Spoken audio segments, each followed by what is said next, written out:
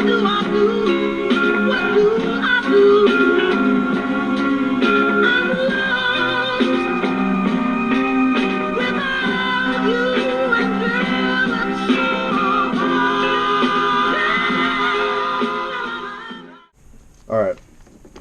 this first piece is my first attempt at making my own band art.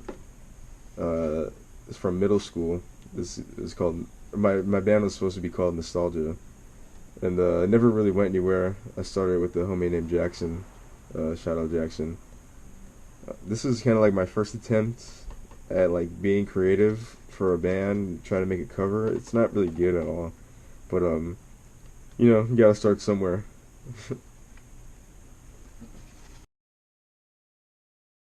The next piece is an older flyer that I drew in probably around later 2020 for an old band of mine. This tree is still relevant in my art today, and you know the nooses. It's all still a big piece that I do nowadays, and kind of in the face of the guy laying down there too, like within the eyes. So yeah, I definitely still have those influences from back then. But yeah, my old art name was Droopy. There was someone who drew that face for me. All right, this next one is a poem that I wrote. I don't know when. I wish I would have put the date on it. Oh wait, I did put the date on it. Started it in 3/3/23, ended in 3/7/23. I lagged on it. That's what it says on the back. The poem goes like this: This plant that burns. I like to think that it helps, and maybe it does, but how much longer can I rely on such a sensation? My escape from reality can only last so long. A large part of my social life relies on this plant that burns. I watch it as it burns my life away. Connections found and lost.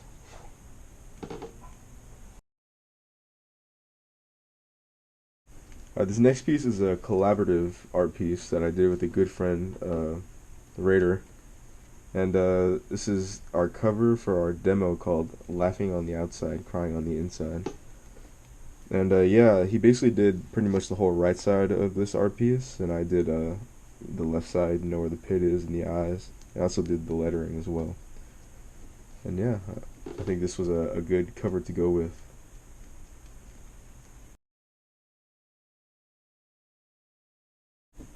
This one was a very fun one to draw. I was very inspired by old school flyers for this one. This is SoCal's Parishioners at Gilmore Music in Long Beach. And yeah, I had posters made of this. I forgot the exact size of them, but some bigger posters made by what's his name, Teratoma, aka Satan Spawn. Yeah. So thank you very much, Satan Spawn, for real. You are the fucking goat for the posters. Always. And yeah, Parishioners at Gilmore. This is one of my favorite flyers that I've done. This is a flyer for when my older band played with TSOL and Hermosa Beach at St. Rock. And yeah, this one was real fun. I don't know, it's like I've never been able to make something quite like this. It just came like randomly to my head. I did have help finding out a background image for it, so. But you know, I did the little cutting out and the lettering and stuff. And yeah, this is a very big accomplishment for me myself personally. Playing with TSOL, that was fucking crazy.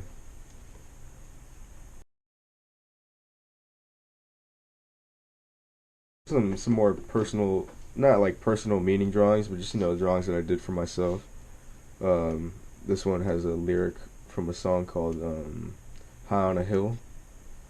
I forget what the artist is right now, but yeah, I don't know. I like combining the styles of like old Chicano drawings and hardcore, and that's kind of like my whole thing. I really love combining the two worlds that, you know, you would never really think would meet.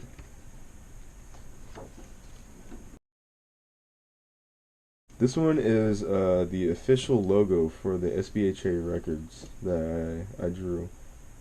I tried to get it as square as possible, you know, make it look as good as possible. And yeah, so if you see any releases, you'll probably see this logo on there. Any releases coming from Burnout Town or SBHA Records, that is.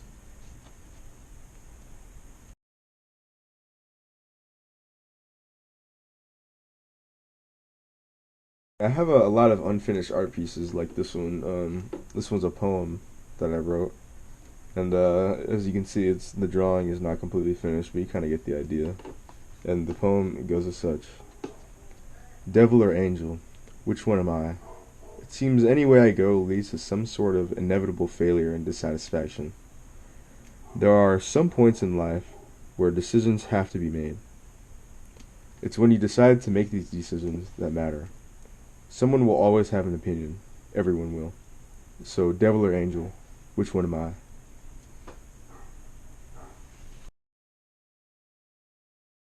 Some more personal drawings. I remember doing this one in my metal fabrication class. Obviously not paying attention because that's just a classic Tino move. And yeah, this is a point in time where I had nothing to do but art. I don't think I was very involved with music at this point. But yeah.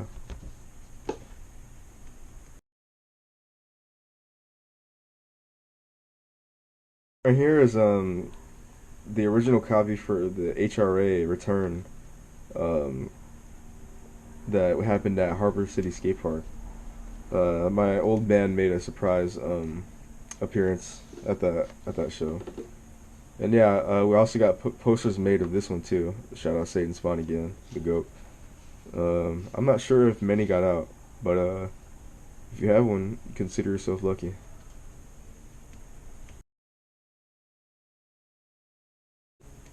So this one right here is a piece that I use for my solo egg punk sounding thing called Poor Decision. And the main art piece was done by Tyler Wright. Shout out, Dylan's brother. And I basically did like the lettering, cut out the little letters for the logo Poor Decision here. And yeah, thank you very much, Tyler, for this drawing because it's fucking amazing. Here's another flyer that I'm extremely proud of. I think this one came out looking amazing as well. This was the show where my old band played with Tommy Wright the Third.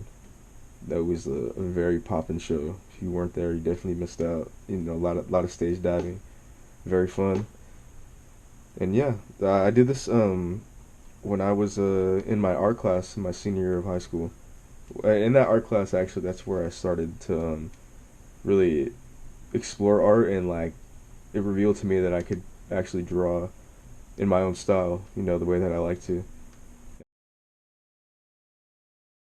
This one is a promotional flyer that I did for when the local bands went up to San Francisco and Santa Cruz. Mad unfortunately couldn't make it last minute, but they were supposed to be included on it, so you can see members of Mad here. Uh, Sedated Sensation went up there. That was pretty fucking dope, along with Fried Smooth and my old band. And yeah, I think this flyer turned out pretty great. It was later used for a very, very, very limited run of tapes. And as a flyer that I did for a birthday show of mine, um, it was done on a little post-it card, which is pretty cool. I don't know. I don't have any other things on a little card like this or something real small. That's a big flyer. And yeah, I don't know. I think I drew it like randomly. Like I was just kind of going with the flow. I wasn't really looking to draw a flyer, but then it ended up looking cool enough to be a flyer. And yeah, right here is probably my biggest piece I've done as an artist and most personal. Uh, I don't know if I've ever really been like as real as I have on any other art pieces as this one. And I also spent a lot of time on it on the actual drawing. But yeah, it reads as this: The idea of death. The idea of death comes to my head all too often, almost every day. But it's not always because I'm sad. Ever since I was young, death always piqued my interest. I've always been dangerously curious about what happens to me after I die. There's been times where my curiosity has almost been too strong for my own good, but here I still am, on this earth, curious. My relationship with death is an odd one. Death takes the people I love, which I hate, but I wouldn't mind if death took me. My number one lifelong question would be answered, and then maybe I'd be happy. As I get older, my curiosity continues to grow. Every day I contemplate if I should answer my own question. Nowadays, it's more than curiosity that plays into this contemplation. Emotions, thoughts, mistakes I've made. I all have a role in my thinking now, but nevertheless, I still stand here, curious and clueless. Maybe one day I'll give in, but there are no plans for that as of now. The idea of death comes to my head all too often, but for now, I'll stay curious.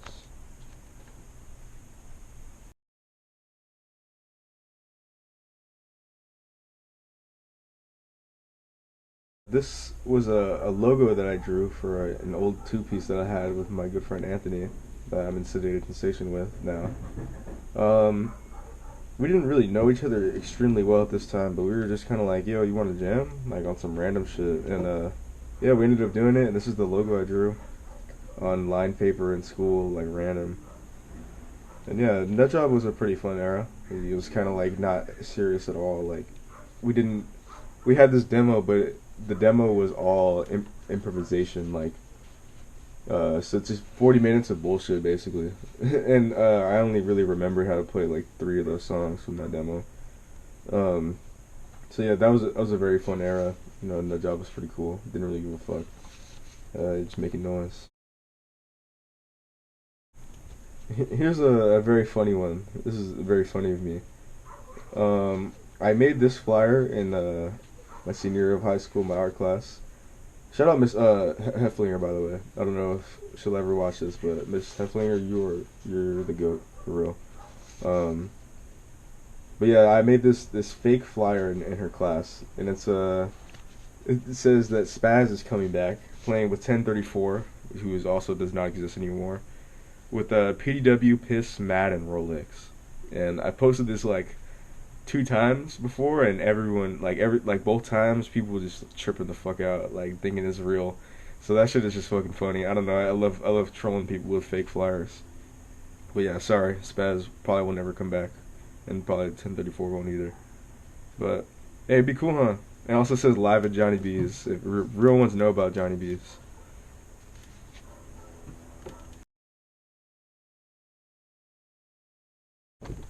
So yeah, this is the last piece that I'm going to be talking about on paper uh is an ad that I drew recently for my band Sedated Sensation. It says, "We want your weed, we need your weed. Call it 420 Sedated."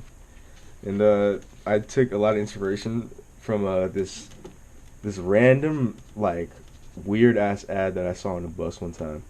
Uh, I was on a bus going towards like I don't know exactly where I was going towards, but I basically looked out the window and I saw this ad that said, "We want your skulls," and that we need your skulls. And I was like, "What the fuck does that mean?" And like, there was a number to call on it and everything, and I have no idea what that could have meant. Like, it was just such a ridiculous ad that I had to do something with my own twist on it, you know. So yeah, that's where I got that inspiration from. If anybody's seen that, it's a reference. But hell yeah.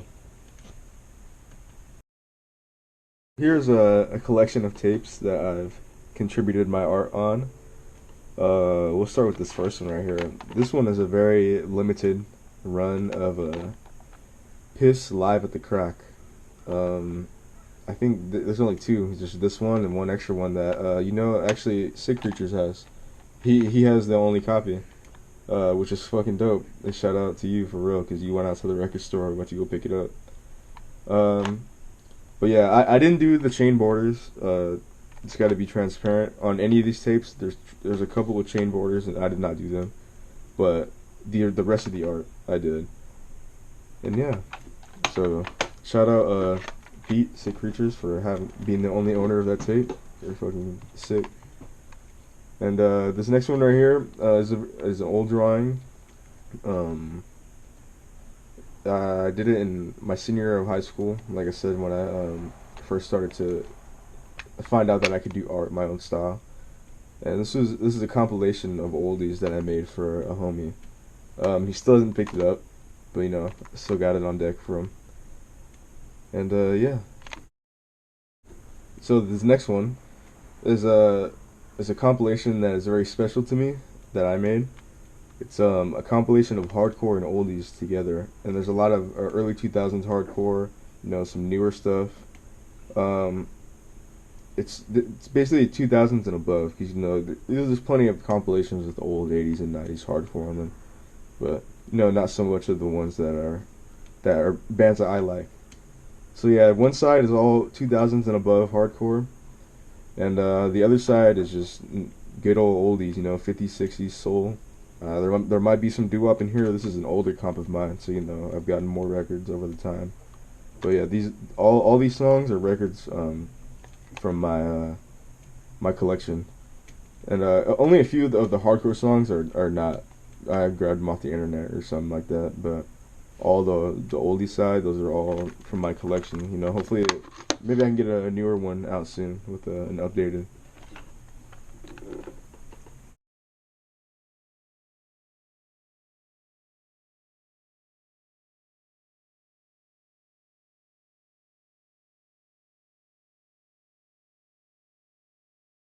This next one is a design that I actually did for Deviated State.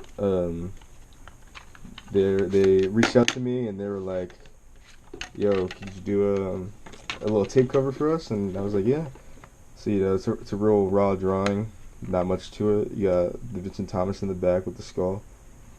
Yeah, Summer 22 mixtape. Thank you very much, Deviated State, for asking me to do something for you and also putting these out. Shout out to VA because I think he made these.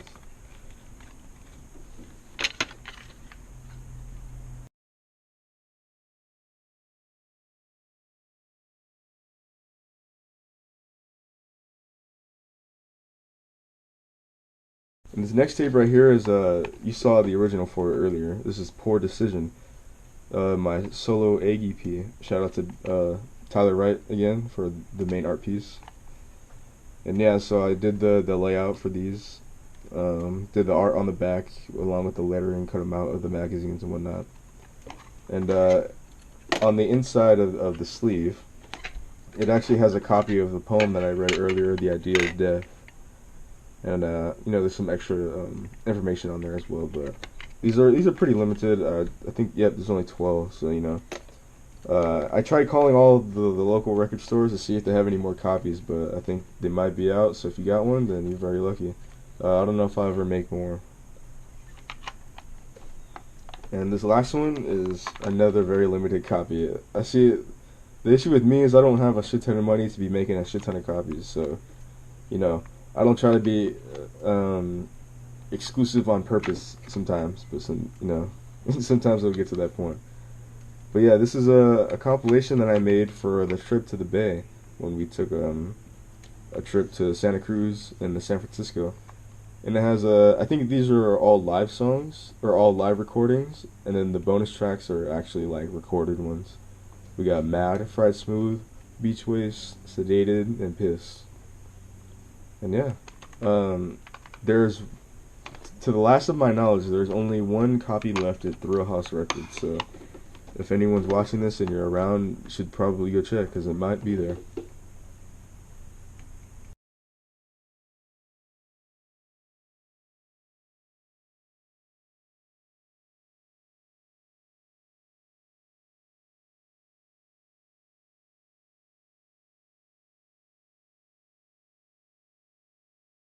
Another poster that I had made. This one's very special to me.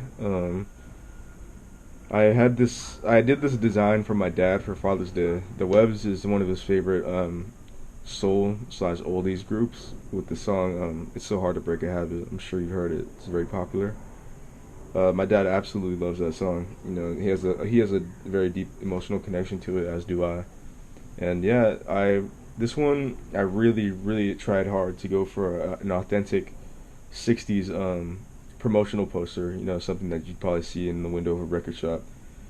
I took some pictures from online of the labels because I don't have this record, unfortunately. I would really love it, but it's pretty expensive. It's up there in price.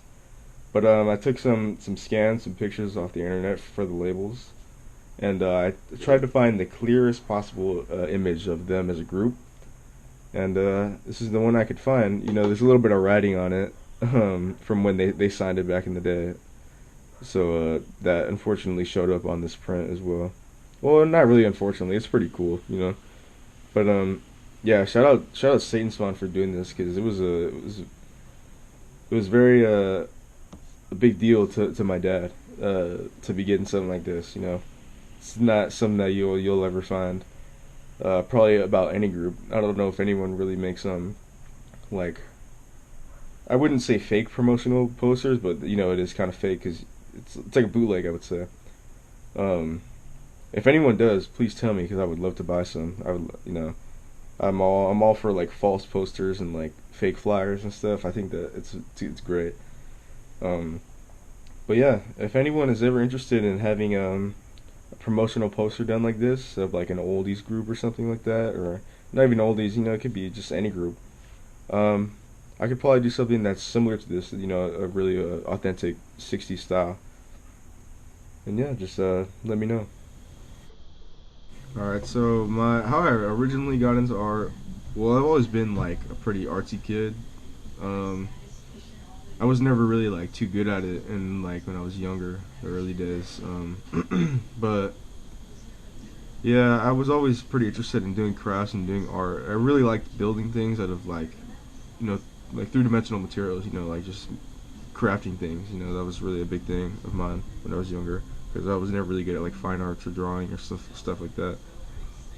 But fast forward to around my senior year of high school, that's when I really started to pick up on art, and it was thanks to my teacher, Miss Hefflinger, or Mrs. Hefflinger. She was a really great teacher, and she really let me kind of just do my own thing.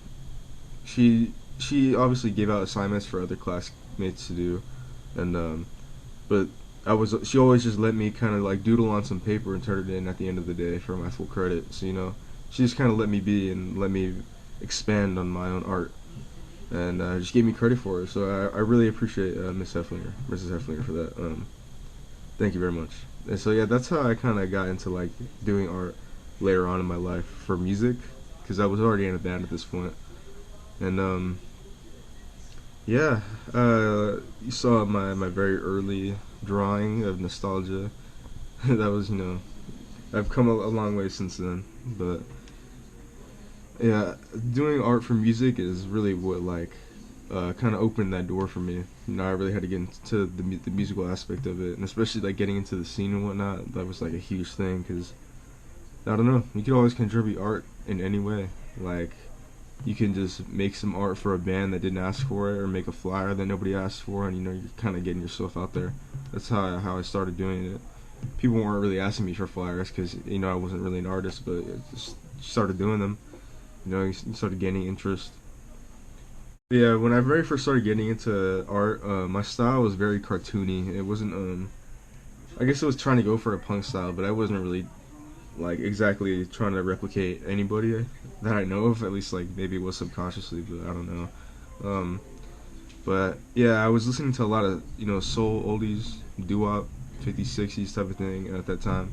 And I was just kind of barely getting into it at this time. It was like my senior or junior year, and yeah, as time went on, I just started to influence a lot of that Chicano art in a way that was available to me. Because like I said, I was never really good at fine arts, so being in the scene, of course, I was gonna bring that punk type of aesthetic to it.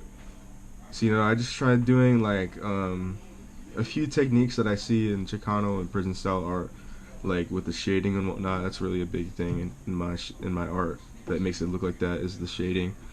And I just translated it into a way that I could do it with my own hands, and that's kind of really where my style came from. Is not really being able to do the Chicano type stuff, but just doing it in a way that I can understand as someone who came from the scene and was like listening to hardcore and whatnot. So yeah, obviously a huge influences in my life and in my art is hardcore punk, everything around that type of genre. You know, there's a lot of subgenres, but yeah, when I was younger, I really got into metal first, like thrash metal, death metal. That was really my thing for a long time until I later got into the scene. And yeah, it's played a huge part in my life because like I started getting into metal slash a little bit of punk like 2019, 2018. Or I was definitely in a metal at that point, but a little bit of punk. But you know, there was a real tough time in my life where like so, something happened just that changed my life, and like thrash metal and punk and everything was there for me the whole time, especially when I felt lonely and everything like that. So it was something I could always fall back on, and it would always be there no matter what. And also, yeah, shout out to my dad for like putting me on everything that I knew about metal. Also giving me his record collection and his tapes. Like, of course, you know that's gonna that kickstarted the whole thing of its own. You know, the records. I'm gonna get into that a little bit later, but yeah, shout out to my dad for that, for real. I appreciate it. Since I was young, I've always listened to like oldies. Ever since I was like a real little kid, going into elementary school, my dad would always put on oldies in his old '68, and you know, there's a few songs that stuck out to me even to this day. I still listen to the full thing, through and through. There's one song called "Your Funny Moods" by Skip Mahoney. Uh, I forgot what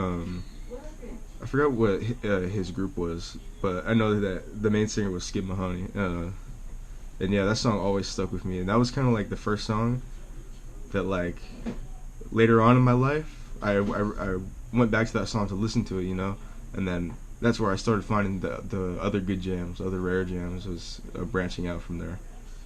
And yeah, man, like just that whole era between 50s and 60s, doo-wop and soul, is like completely taken over my life the same way hardcore has. Like it's just consumed me, consumed my wallet. You know, I've got a lot of good records that I've collected over the years, and man, I don't know. There's just something about those tunes. This is like nothing else ever. Like it's nothing like hardcore. Won't ever affect me the same like hardcore. It's like I don't know. It sounds like perfection, the most perfect genre that I could ever hear. And yeah, like I said, I grew up a lot listening to it because my dad always put it on. And you know, going to car meets back then too, you always hear it around, especially like the funk and stuff too. And yeah, so it's always been kind of with me in the background. But later on in my life, when I started getting older, is when I really started to appreciate it for real. And yeah, I'm just glad that it's in my life. Thank you to all the artists that ever put out any type of soul, oldies, doo-wop, 50s, 60s. You know, rest in peace to a lot of those legends. But yeah, thank you very much. And I appreciate you guys for watching this, and I appreciate Based Off Emotions, Based Records, for giving me a platform to talk about my art. I've never had a platform like this, so, you know, I really, really, really appreciate it. Thank you to all the bands, you know, of course, my close homies, Anthony Rader, Dylan, Matt, JP, and yeah, I really appreciate you guys watching it for real, because I'm sure this was a long one.